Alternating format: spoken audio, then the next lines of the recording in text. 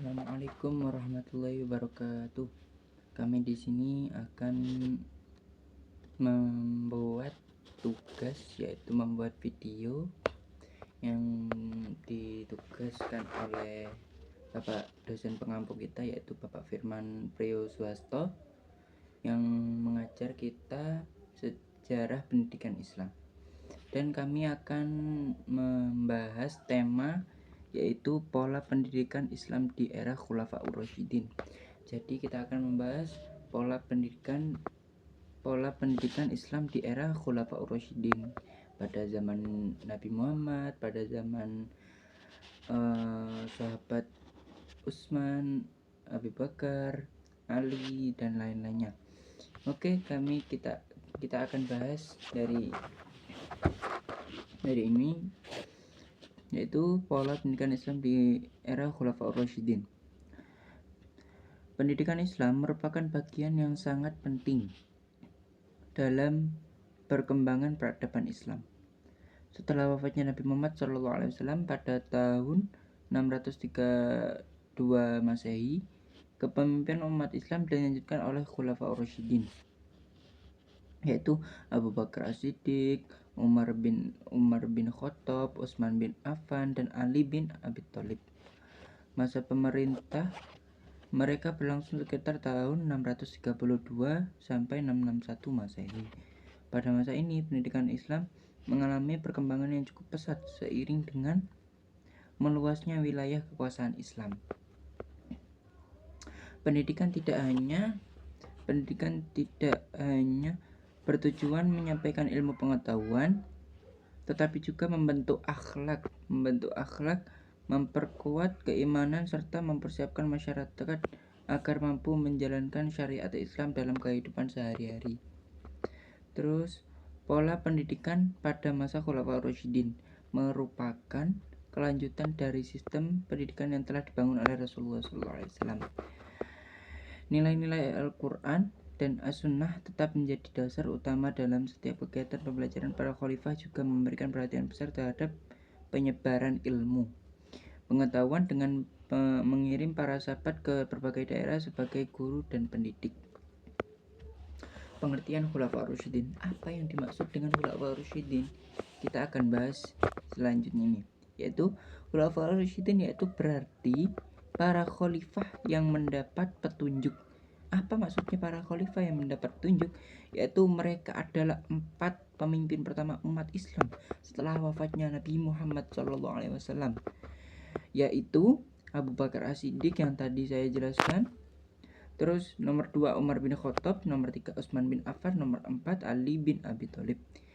Keempat khalifah tersebut memimpin berdasarkan ajaran Al-Quran dan Sunnah Rasulullah SAW, sehingga kebijakan pendidikan yang mereka jalankan selalu berlandaskan nilai-nilai Islam.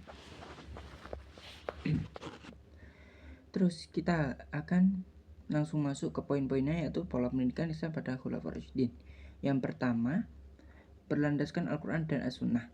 Pendidikan Islam pada masa Khulafaur Rasyidin menjadikan Al-Quran sebagai sumber utama ilmu pengetahuan.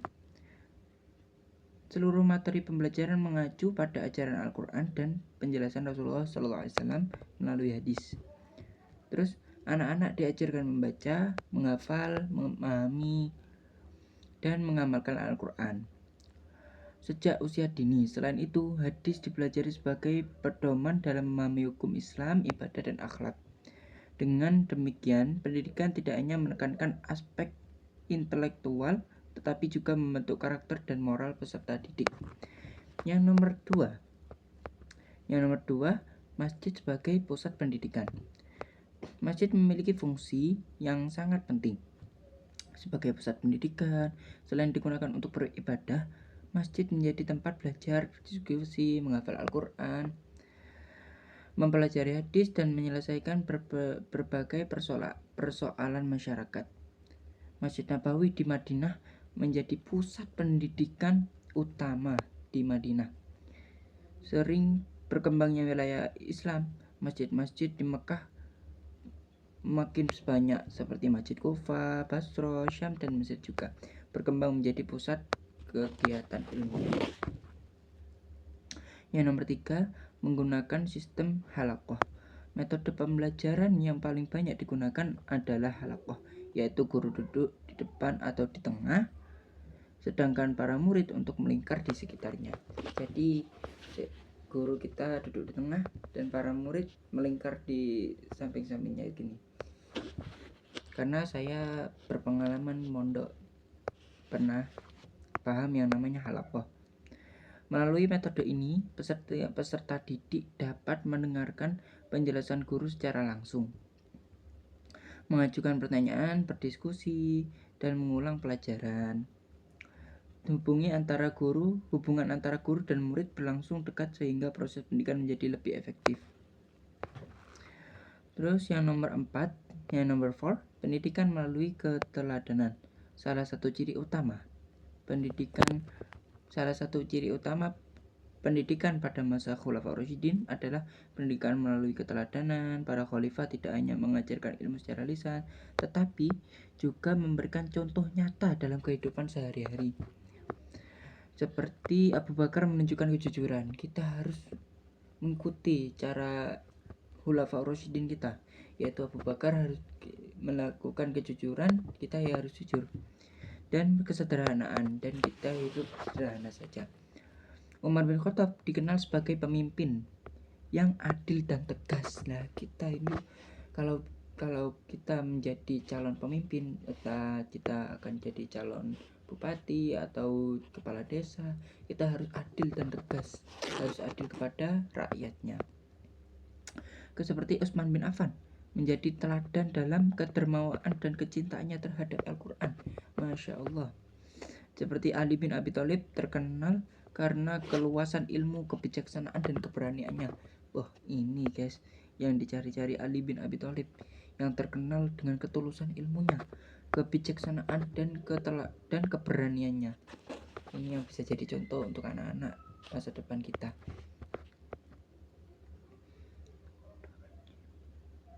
Terus yang nomor, dengan melihat perilaku para pemimpin, masyarakat memperoleh pendidikan karakter yang kuat. Jadi kita dengan melihat para pemimpin, masyarakat jadi mendapatkan pendidikan karakter yang sangat kuat, karena para mereka sangat bijaksana, keteladanan, kejujuran, kesederhanaan, dan yang lain-lain yang sangat harus dicontohkan kepada umat-umatnya pada masa Khulafaur Rasyidin tadi yang aku sebutkan ada 4. Terus kita lanjut nomor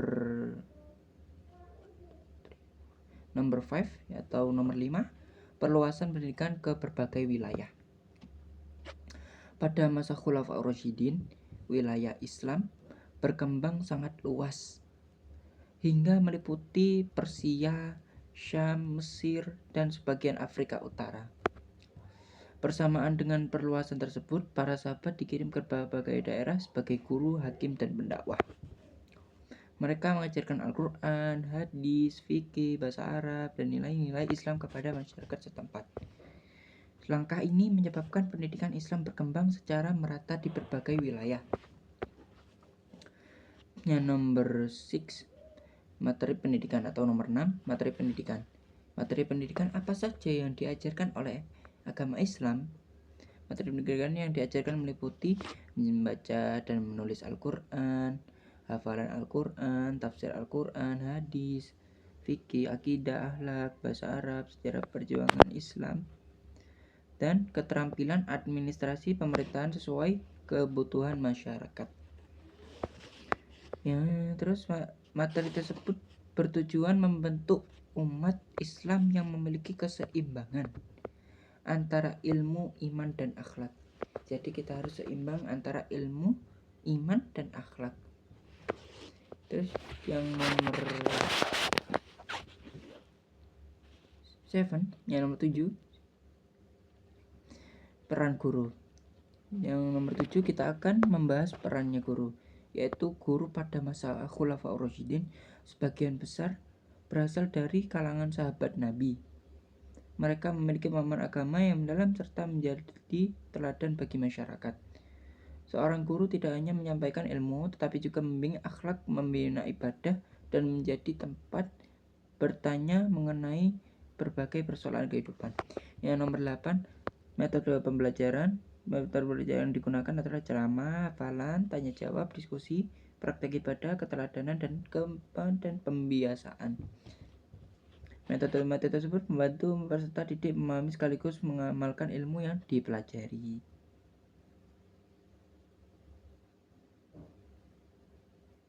Kesimpulannya, pola pendidikan Islam pada era Khulafaur Rasyidin merupakan kelanjutan dari sistem pendidikan yang telah dibangun Rasulullah SAW.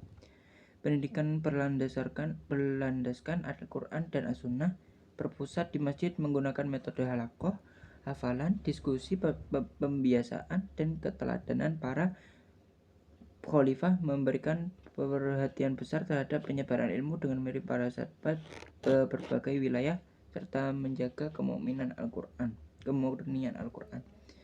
Keberhasilan pola pendidikan pada masa Khulafaur Rasyidin melahirkan generasi yang berilmu,